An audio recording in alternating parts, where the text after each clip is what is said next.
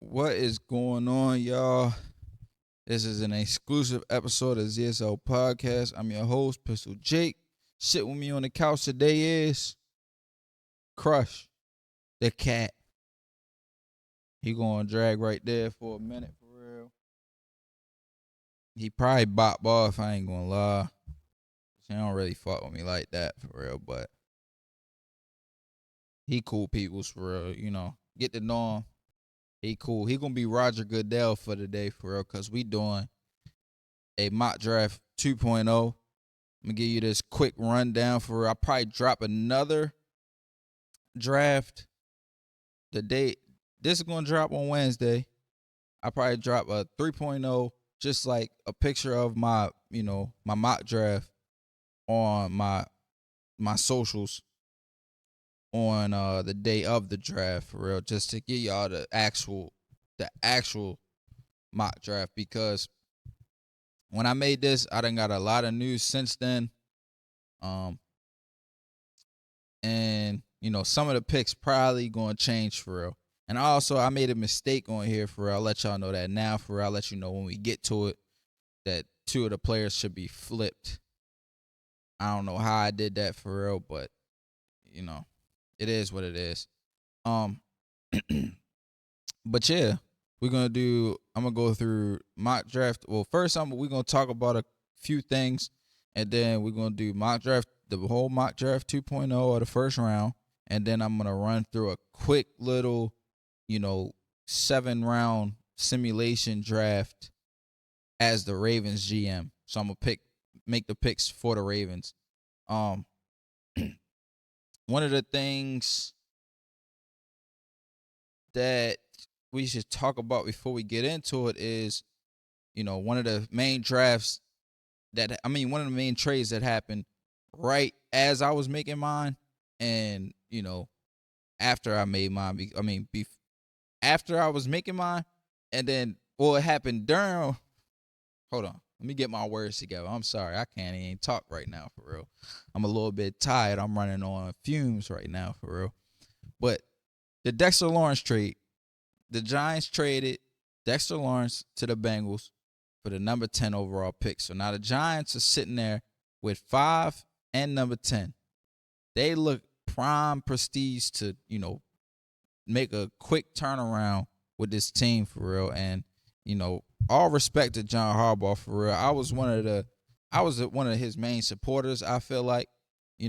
Everybody used to talk trash about him, for real. And I get it. Like, he got kind of arrogant towards, the last later years and stages, and he kind of acted like as if, he made Lamar and the team wouldn't be where it was if it wasn't for him, or something along the line. I'm putting words in his mouth. I know he never said these things, for real, but like he kind of can rub you the wrong way, I see. But as a coach, I never really questioned his, thought process. There were some times where it's like, bro, why are we not handing Derrick Henry the ball? But he trusts in his assistant coaches. He's that type of coach.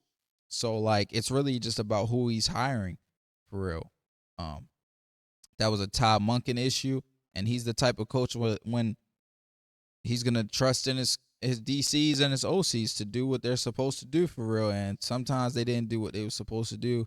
And I get it. As a head coach, you should be on that mic saying, why are we not running the ball here, or why are we not guarding this person, or you know what I'm saying? There's certain things you should do as a coach to speak out and make sure things are going as planned. But I'm getting on a tangent. Let's talk about this trade. Dexter Lawrence for the number 10 overall pick. Bengals fans over here celebrating, and I just don't get it, bro. I really don't. I mean, I get the fact you kind of in win now mode. So, like, you kind of need a guy that can just plug and play. And also, I was watching First Things First, and they was like, maybe they just know they're not too good at drafting players. But honestly, if Caleb Downs is there, you can't miss on the dude, for real. So it's just like, what are we talking about, for real? There's certain guys in this draft class that you can't miss on. Mensor Delane, Caleb Downs, even Jamar McCoy, who's injury prone and stuff. I just don't think he's a guy you're gonna draft and be not happy that you draft. Like he may be slow to play the first like couple games, and maybe he's takes some time to heal up or whatever. Or even if you take number 10 pick and you trade back and get a guy like Emmanuel McNeil Warren, Dylan Thieneman, shit, you can get Vega Iwane and bolster up the offensive line if you really just want to outscore everybody for real, because that's what it seemed like y'all want to do for real. So it didn't really make sense to me. The trade didn't.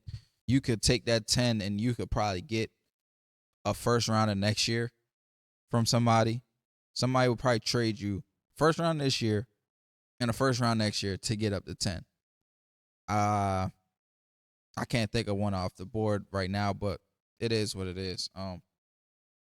But yeah, when I did this, we're about to get into the draft soon. But when I did this draft, a lot of news broke after the fact. The Project Jones news about the tackle in his neck with the Steelers. So they may be looking to draft a tackle. That I didn't take into effect because I didn't know when I made this. Who else? You got the AJ Brown stuff. Like basically it's a given that he's gonna be traded kind of now. That's what the expectation is. I don't know if that's really the truth, because why would they drop that news on everybody? But that's a factor to take into effect. The 49ers extended Trent Williams, so that's another thing. Like you might be thinking they maybe don't go tackle in the first round, which I was thinking they maybe do. Who else? What else? That's pretty much it as far as like newsworthy stuff goes. Oh, the Jets didn't invite David Bailey, so does that mean they're not even looking at his way? Are they trying to throw people off their trail? What's that guy? What's that whole deal? But yeah, let's get back right into this mock draft. How we're gonna do this is I'm gonna go through quickly.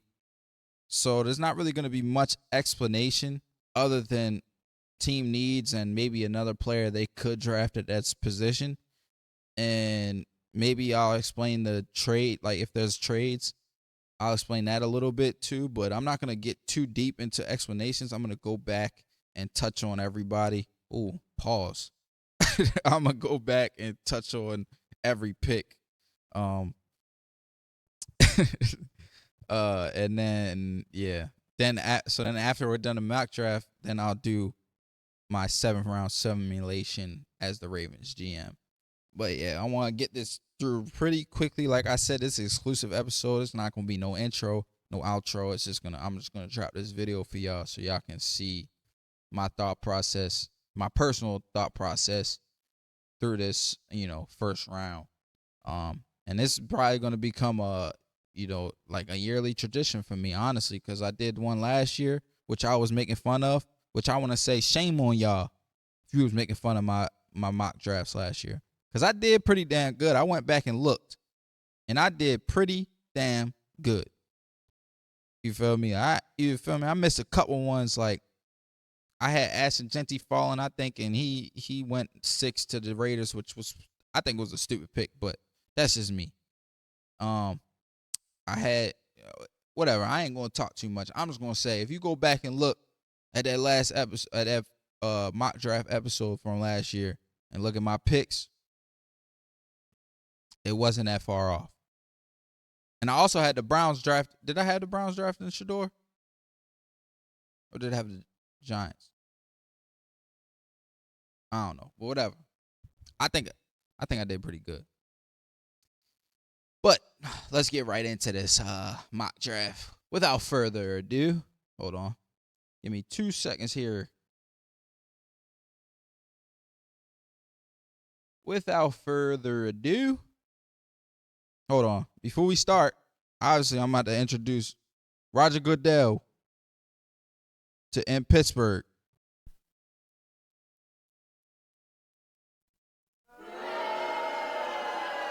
Boo, we got boo Roger Goodell. It's only right for real. I fuck with my man's Crush, but we got boo Roger Goodell. It wouldn't be a draft without booing the commissioner for real.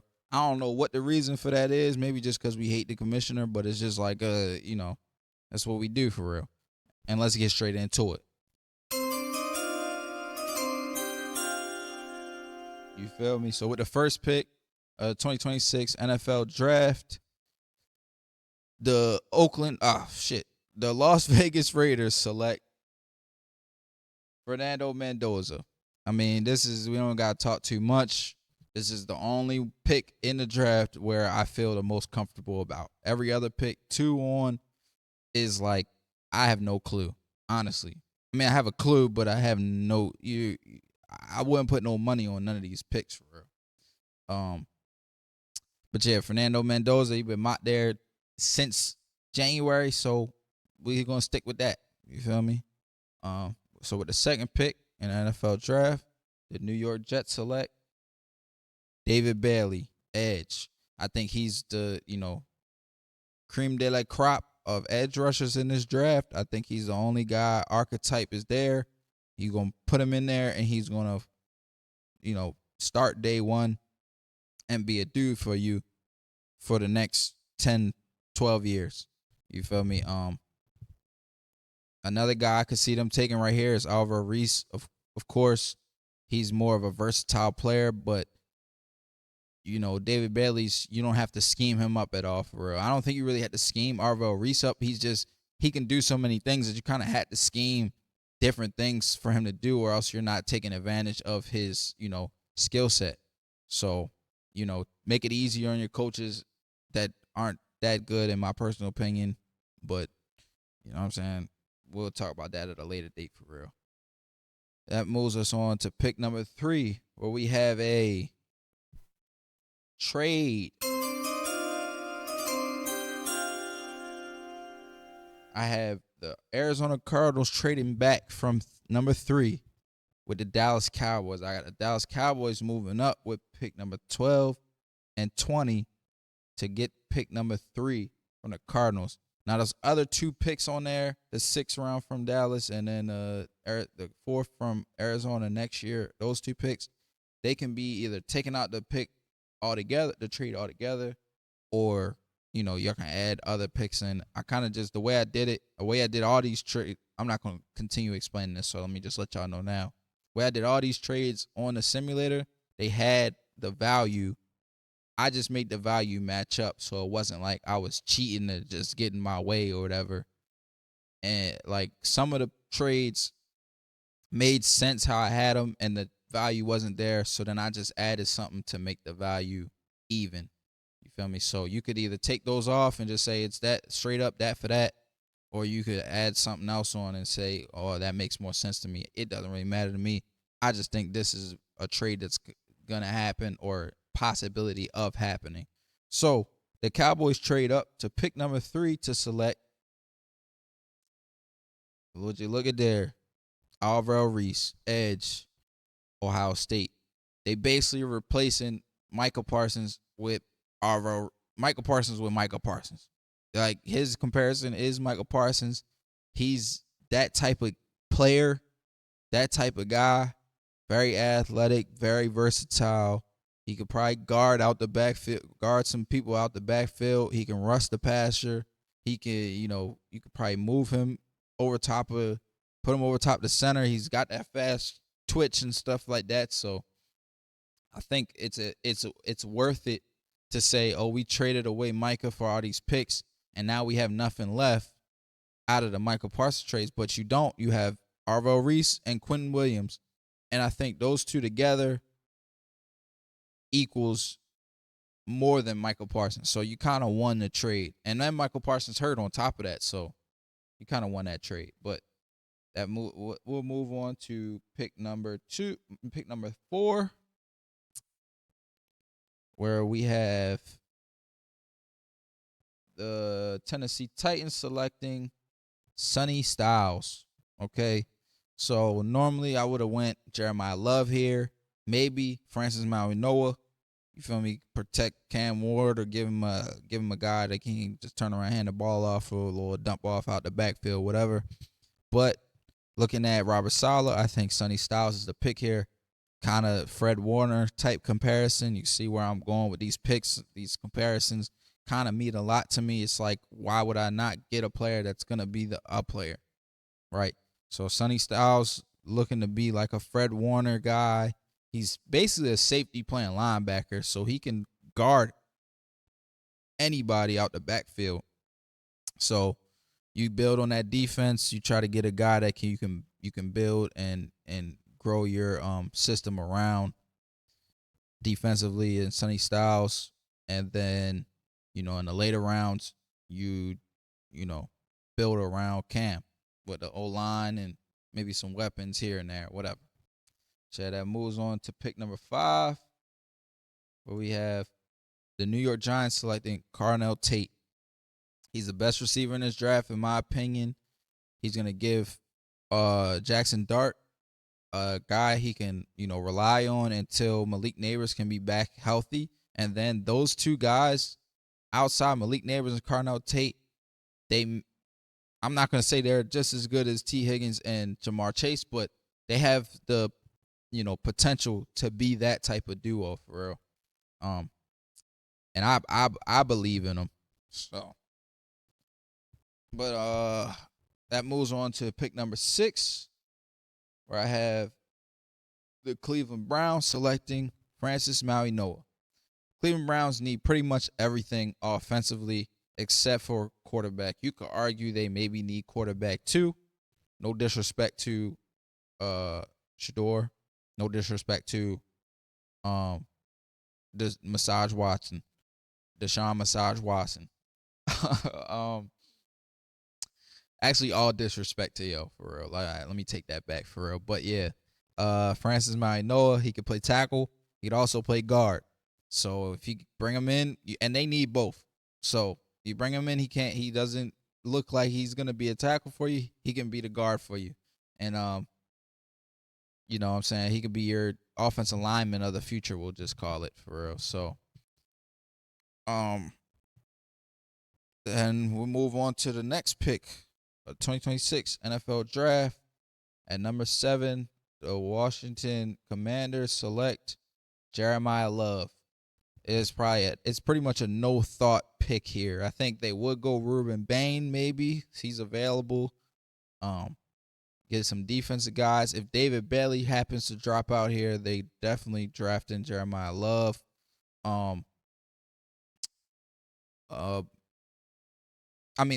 If David Bailey drops here, they're definitely drafting David Bailey. I think Sonny Styles dropped there. I think they could pick him as well.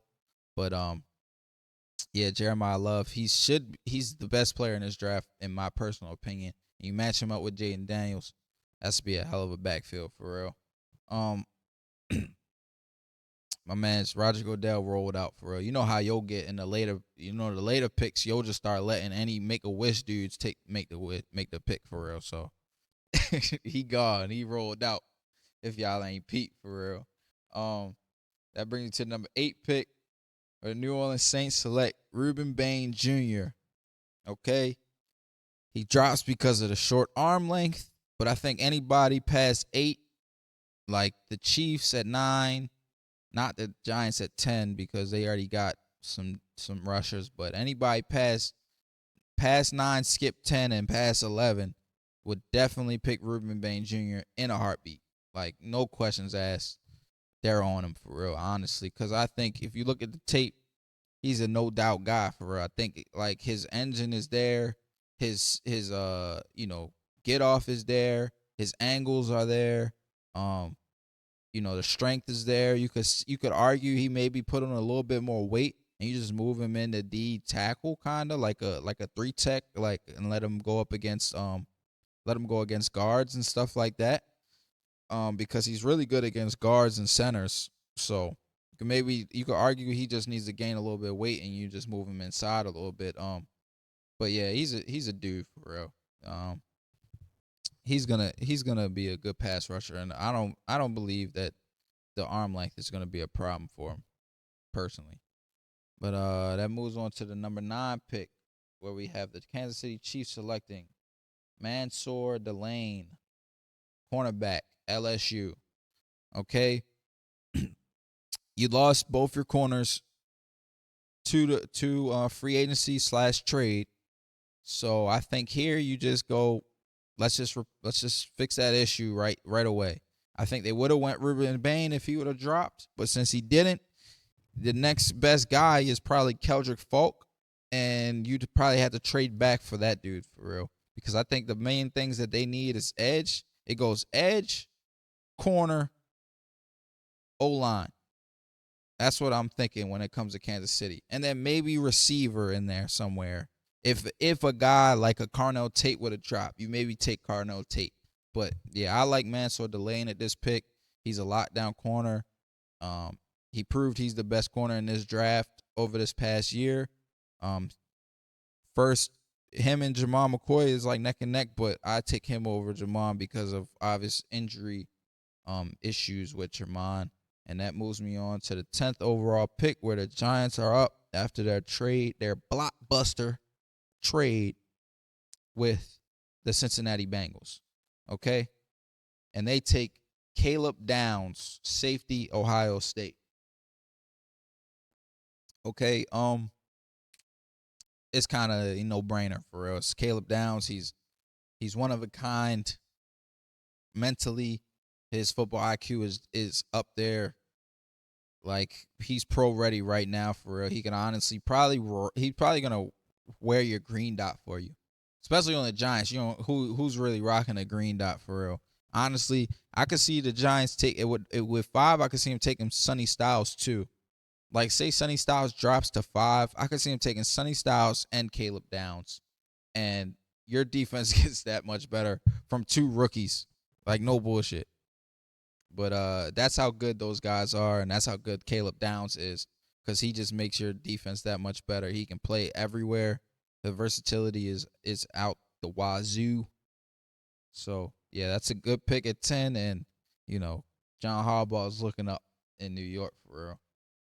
That moves us on to pick number 11, where the Dolphins select Spencer Fanow. Okay. My thought process behind this was the Dolphins kind of need everything for real. But why not get a guy? One, you got Malik Willis, and you said you're keeping what's the running back's name? I'm blanking on the running back's name. I'm blanking on it.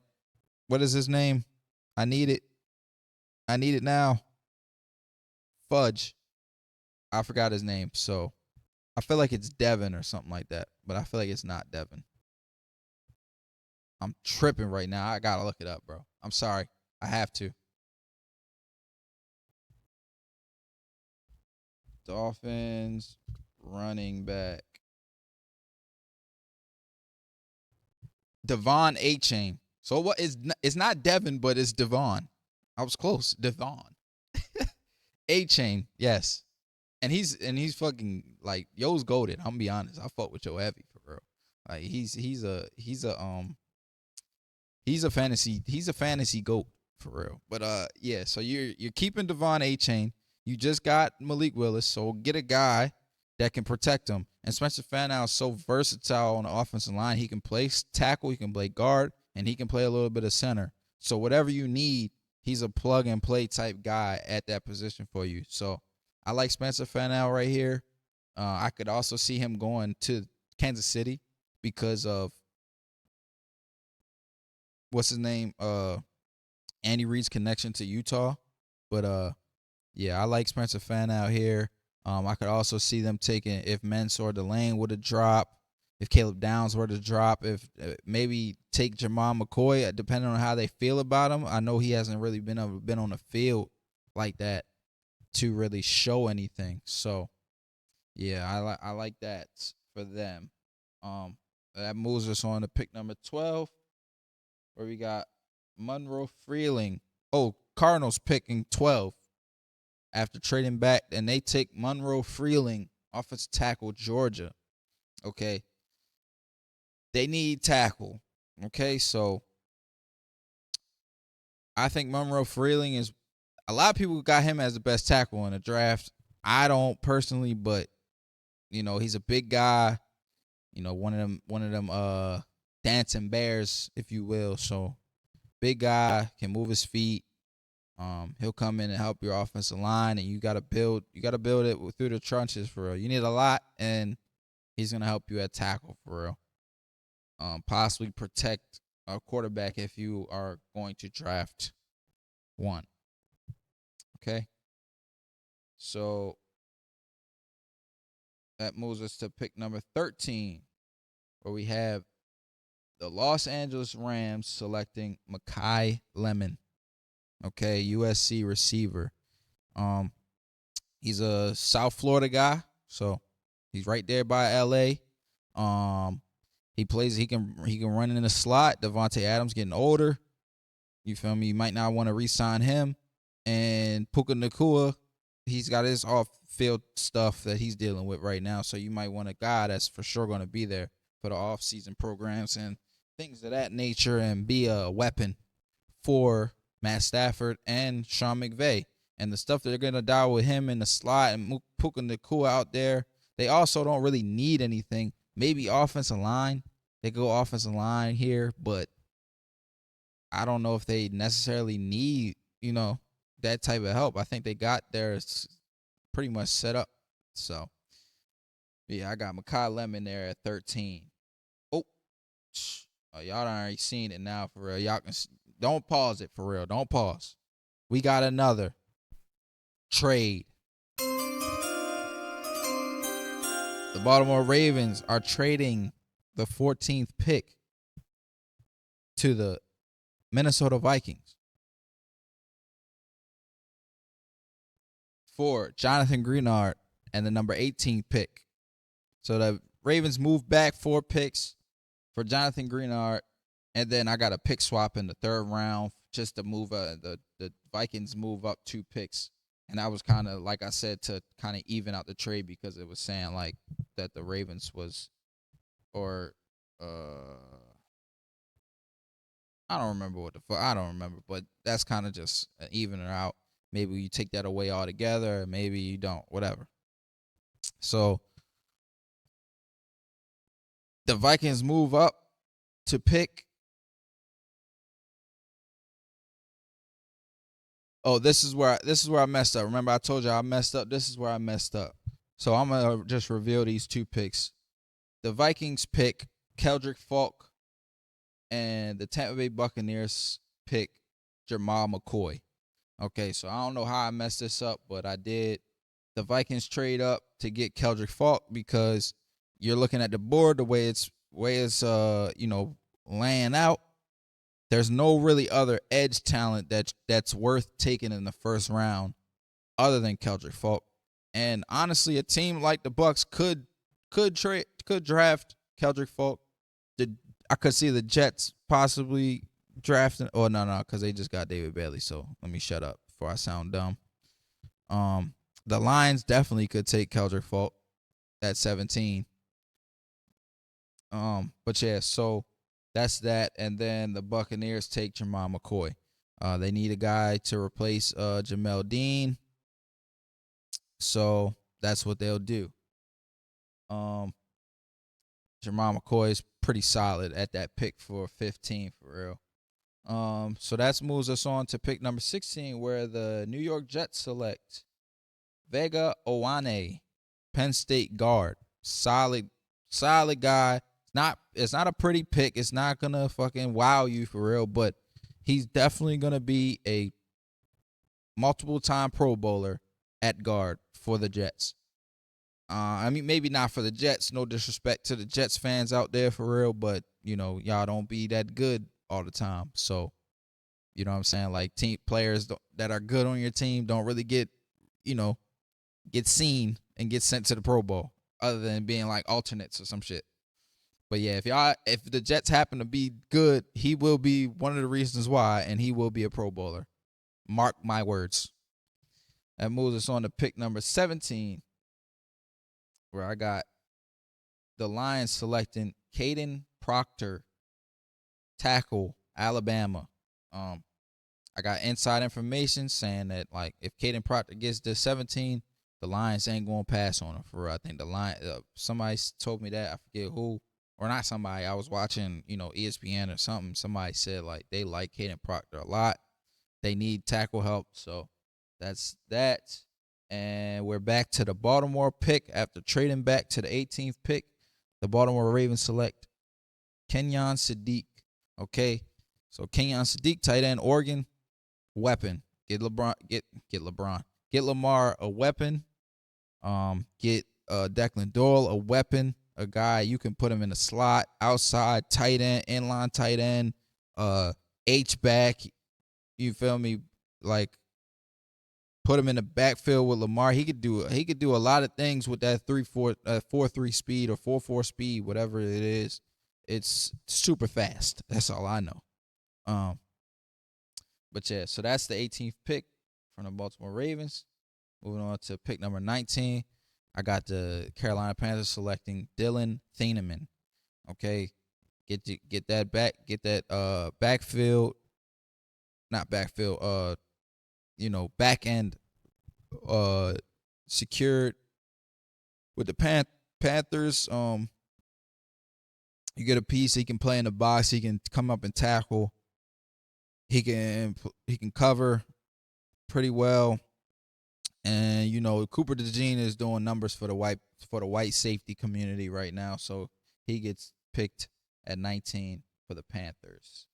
And that brings you to Cardinals' second pick of their trade, and they get their quarterback for the future, and Ty Simpson.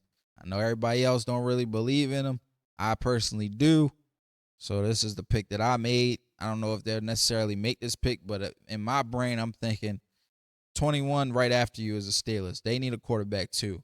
Ty Simpson's the second best quarterback in this draft, as far as I'm concerned. If you don't draft him here, you take the chance of Steelers drafting him at 21. And then you also, if you wait till 34, because they do got the 34 pick, so they could pick him there. You pick him there, you lose a year of salary where you can get a cheap rookie quarterback deal. You know what I'm saying? And that's kind of the main point of drafting a quarterback in the first round. Quarterbacks normally don't get drafted in the second round. I think the last one that actually panned out was like Jalen Hurts, and other than that, it's nowhere to be found of quarterbacks drafted in the second round. It makes sense. But yeah, I like Ty Simpson here, personally. Kill me. Shoot me. Whatever. 21.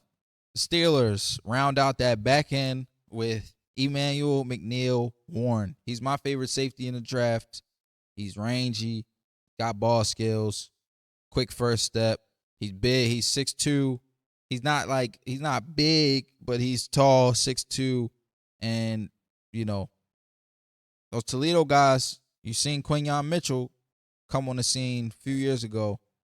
Emmanuel McNeil Warren, he don't get too much eyes on him for real. I think he'll be a good, free safety, take some pressure off Jalen Ramsey. And that brings me to pick 22. The Chargers select Peter Woods, D tackle, Clemson.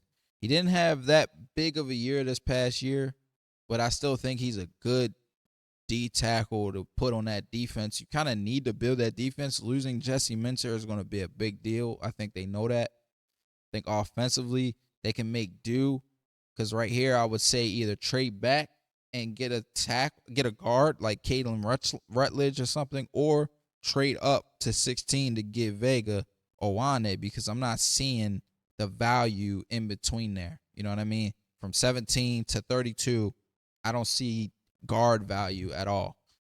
Maybe Caleb Lomu, the tackle from Utah, move him into guard, something like that. But I personally am not seeing it. So I went defense.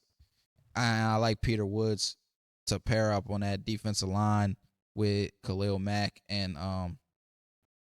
the other DN that I forget his name, but that other DN they got over there. But then we're gonna move on to pick 23. Oh, let me get this off the screen for real. Trade number 2. Goodbye.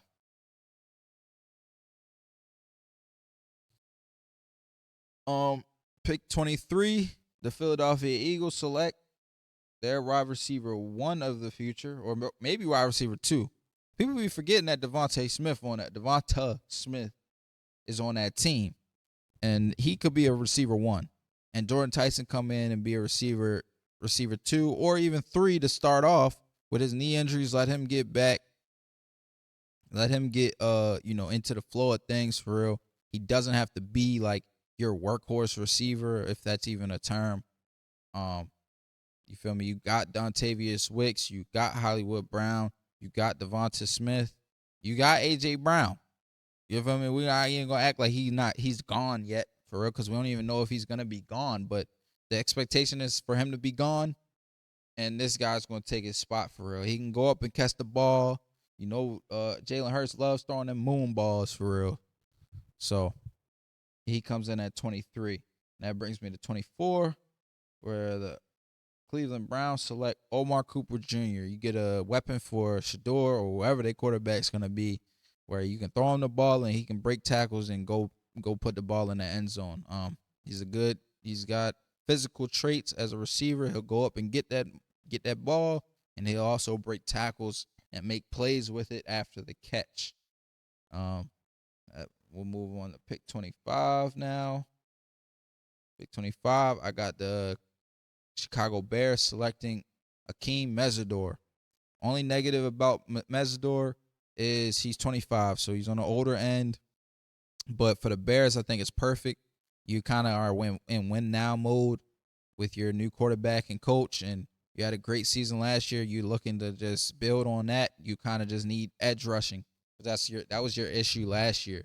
You don't need anything offensively. I think they go defense here, and I think they go Akeem Mesidor. If they do go offense, I could see him going tackle. But at 25, unless like a Caden Proctor or Monroe Freeling or one of these tackles drop, I don't see them taking one of these guys unless they go Caleb Lumu, which that brings us to the 26th pick.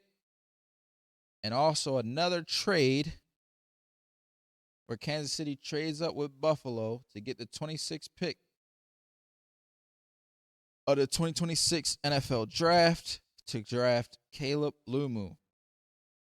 Okay, so they get their tackle to replace Jawan Taylor, or maybe possibly play a little bit guard, depending on how those other tackles they have on the roster play out. I know Simmons went MIA at the end of the year, but you can never have too many linemen for real. Honestly, it's like corners. But yeah, that moves us on to, and they trade the 26th pick for the 29th pick, and then Buffalo moves up next year's draft from 6 to 5, and also this year's draft from 91 to 74. All right. So let's get this off of here.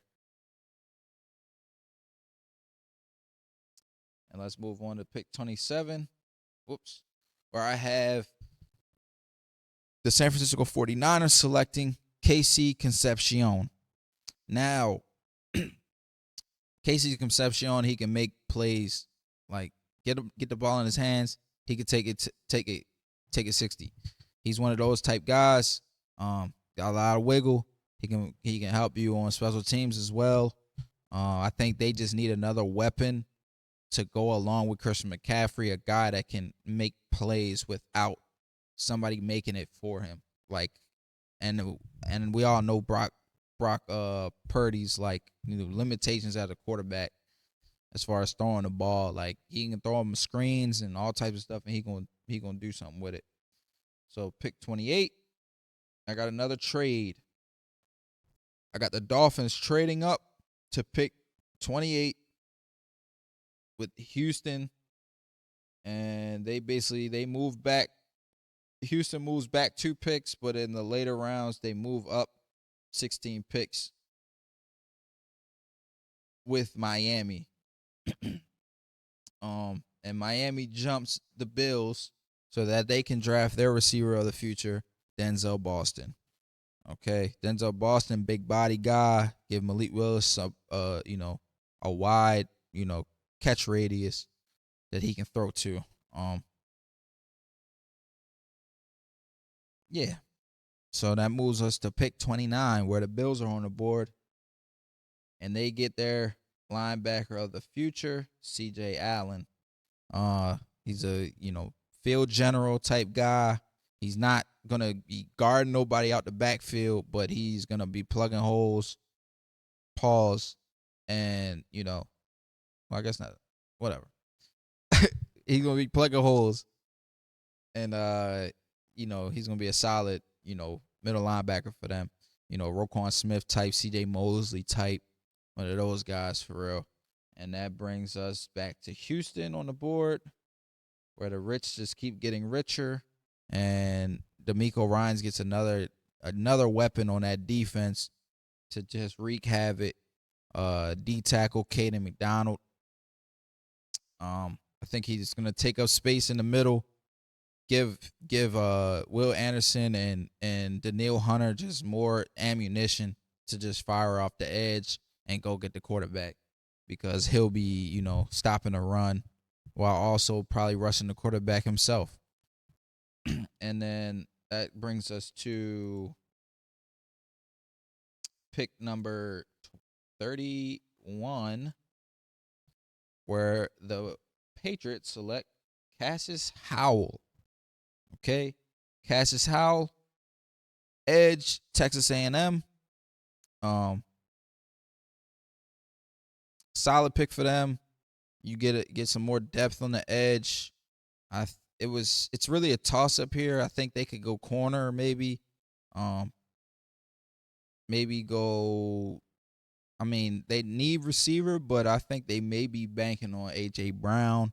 So it's really a question of how this really pans out for them, as far as what they expect to get as far as AJ Brown in the future and things of that nature for real. But yeah, I could go edge.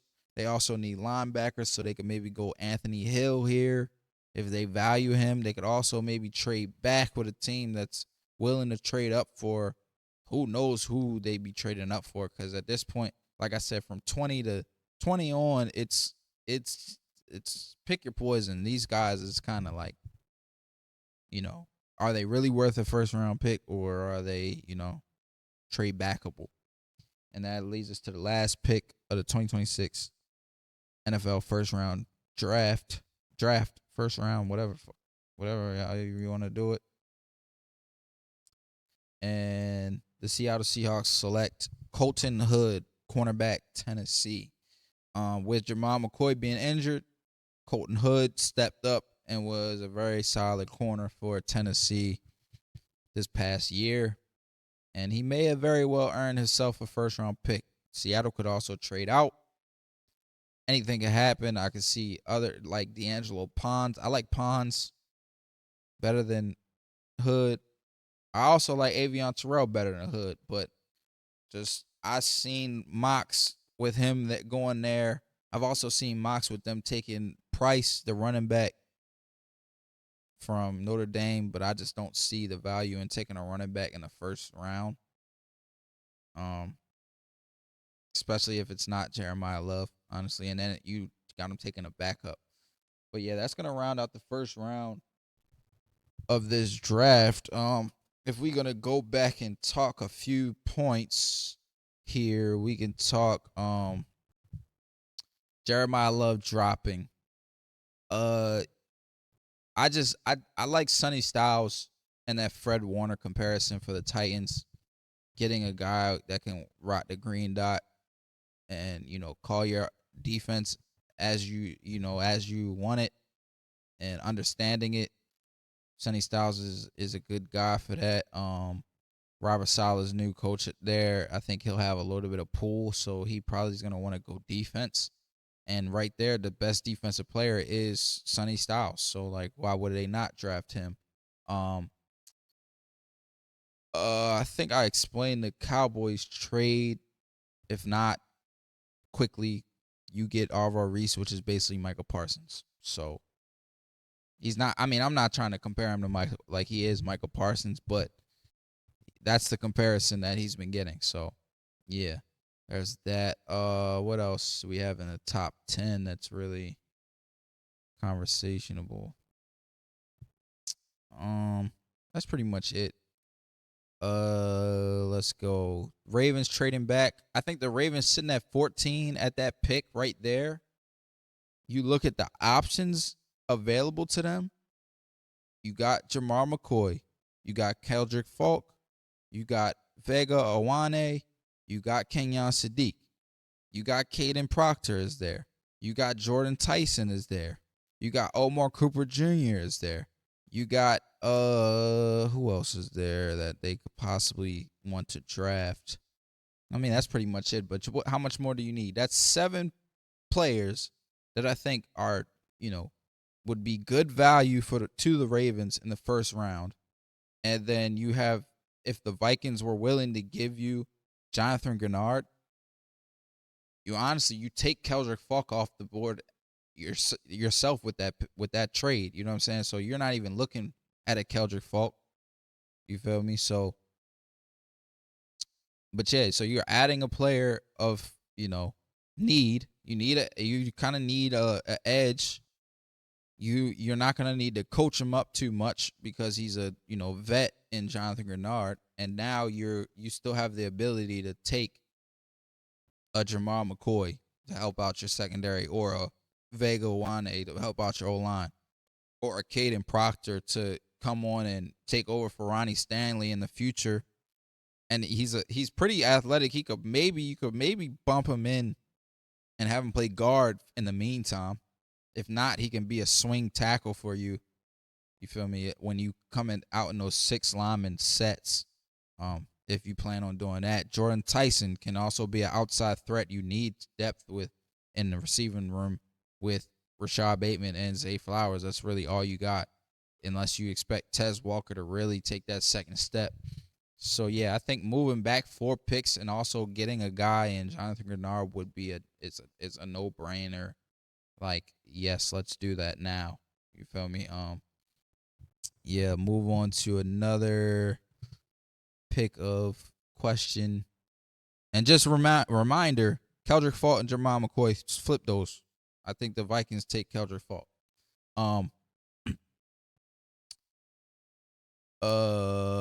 Caleb, the Chiefs trading up. I had the Chiefs trading up because I think they want to trade up in front of the 49ers to get Caleb Lumu. Okay, I think once the Bears didn't take him, they're like, oh shit, we actually have a possibility of, trading up and getting them. And the Bills just love giving their picks away to the Chiefs. Like, they just love it. They love helping the Chiefs out. Like, that's one thing they love to do on draft day. If y'all ever watched the draft, remember some things. But yeah, like I said, I think it's going to be a lot of trades. You feel me? It's really hard to these double hypotheticals, because you're talking about a hypothetical trade on top of a hypothetical pick, and then on top of a hypothetical trade back pick. Then it's so many hypotheticals. It's tough to really put together a mock draft. So hopefully y'all bear with me, and I hope y'all kind of enjoy this little experiment for real. Hey guys, my apologies, Z.S.L family, but that's gonna be the end of the video today. You can click right here, or you can click right there to get the next video or get other videos we got at Z.S.L Podcast. I will be doing another video doing the 7-round simulation for the Ravens fans out there. So just click that video. If you're not a Ravens fan, you lucked out today. You ain't had to see none of that jazz for real.